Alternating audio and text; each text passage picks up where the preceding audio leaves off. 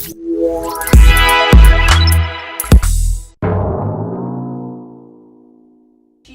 you could educate us on, is it FVI, what is it? So FIV FIV. and FELV, those are two what we call retrovirus diseases that cats can get. So FIV is what some veterinarians and some people call cat AIDS. So Okay. it's feline immunodeficiency virus. So it's similar in theory to HIV in people, but it's a disease that only cats can get, no other animals can get it. And it's a disease that sort of suppresses their immune system, and we usually associate it with big outdoor tomcats that fight. The good thing about this disease is that cats can live a long, healthy life when they have this disease. How do they get it? So they get it through fighting, usually, and that's why we associate it with the big tomcats, the big cheeky boys that are living outside, and it's by blood transfer. So in order to transfer it, you need a deep bite wound with blood. So if you have, a cat at home that doesn't get along with your other cat, but they don't make each other bleed, perfectly safe to adopt an FIV cat into a home with non-FIV positive cats. So saliva, they can eat out of the same bowl? They can eat out of the same bowl, they can share litter boxes, they can share drinking. We call it the fighting cat disease. And I've got cats at home that fight, but they never shed blood. So I would be perfectly happy bringing an FIV positive cat into my home.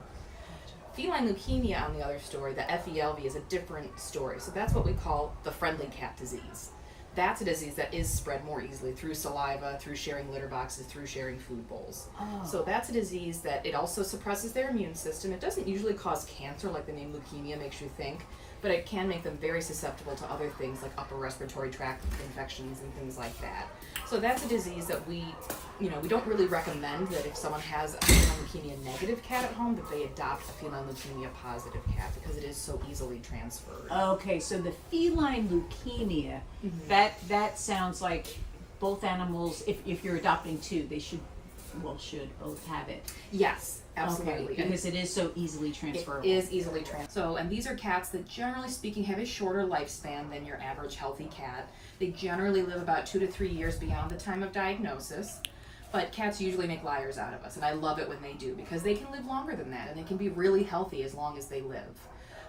If you're going to adopt a feline leukemia cat, we do recommend that you don't have any other cats in your home, or if you already have a feline leukemia cat, we almost always have one here at this shelter that you can adopt so you can have a friend with your feline leukemia cat. Okay, now, if I pet a feline leukemia cat, wash hands before I touch a cat without that disease? You don't even need to go that far because once it's outside of the body, that virus is so fragile. I mean, I wouldn't recommend that you rub your hands all over their face and then immediately go rub your hands all over another cat's face. Right. But if you're petting a cat and you're just petting it on its fur and then you go home and touch your own cats, there is almost no risk of transmission. Okay. Once it's outside of the body, that virus is dead. Okay. This was very good information. Now, at the Animal Welfare League, they do have some animals that have both FIV and FELV. FELV. FELV. I need to write this down. FELV. Okay. So you have both diagnoses. We do. Diagnosed cats here. Yes, and it's sort of become the new wave in shelter medicine to adopt out these feline leukemia cats.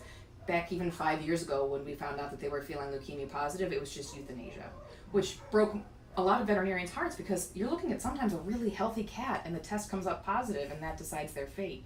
But now, as we learn more and more, we learn that this doesn't have to be a death sentence. It's not as transmittable in the shelter setting as we thought it was previously. And, all these animals deserve a chance at life. And we almost always have on our adoption floor an FIV positive cat or two, a feline leukemia positive cat or two. We even had one about a week and a half ago that had both, which is pretty uncommon. And our wonderful adoption counselor got that cat adopted.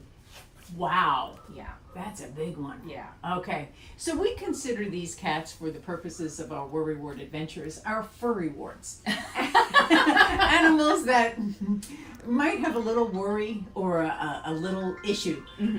So this is one of the ones that we're going to feature in our Worrywart Adventures episodes. So what could you tell our audience as far as these cats go? Even though they might have a diagnosis, does it affect their personalities, their temperament, anything like that? Not at all. These are wonderful pets to have. I find more often than not that the FIV positive cats are the sweetest cats that just want your love. The feline leukemia cats, you wouldn't even know that they had leukemia. They're not presenting as sick or ugly or mean or anything like that. They just want love just like any other cat. and they pull at my heartstrings. Okay, and they just might have a shorter lifespan. Exactly, but they've got a lot of love to give in that short time. And seemingly healthy. They can play and... Absolutely, completely normal cats. Okay, and just because I'm a little bit of a germaphobe, I can't catch a cold from them. Absolutely not. There are very, very, very few diseases that cats and people can share, and this is not one of them. Good. We'll talk about what is on another episode. All right, very good. Well, we're going to go meet, I think it's Chester and, do you know the other cat's name? I don't know the other cat's name, but are the two cats in the conference room? Yeah, one's striped and one's black. God, those cats are lovers. Are they sweet? They are amazing cats. If I had room, I'd take them. Really? Mm-hmm. Okay, well, let's go meet them.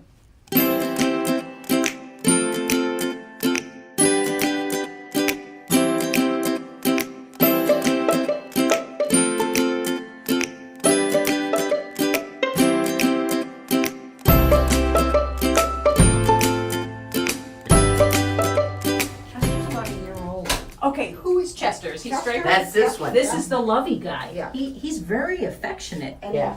Now he's got the little ear clip, doesn't he? Yes. Hello. And that doesn't necessarily mean he was feral. It just means that he was taken to a low-cost clinic.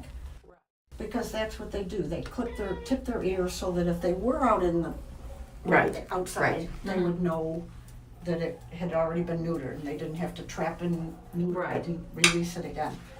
Elfie is 1 year and 3 months. We got him from another county because we are taking in cats from other places. Now, is that the black one? Yeah. Oh, and his name is? Elfie. Elfie.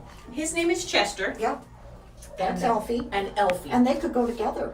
They could go home together. They love each other. They play together. If somebody wants 2 cats, they could go home. And this is Miss Callie. Oh, pretty. I can't believe is still here because she just is so sweet. Beautiful. Now she's FIV. She's FIV. Okay. Hey, sweet pea. Hi, little bud. Hi. She's very sweet. Come on, Dolly. Come on. That's a good girl. Yeah. There we go. What beautiful markings. Isn't she gorgeous?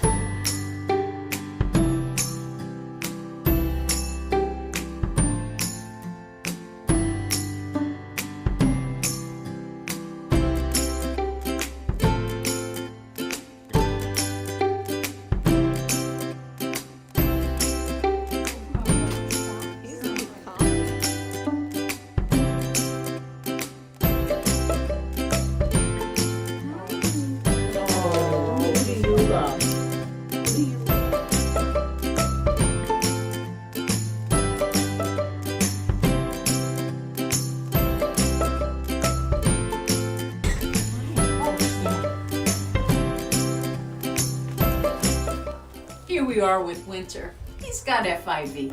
He's one of our furry warts. But you know what? Look at this guy. He'd be a great companion. He's got the personality of a lover. Look at this. Oh, what a sweetheart. He's got a big tomcat head, don't you, Winter? FIV, FELV, those don't make cats unadoptable. Give these cats a chance.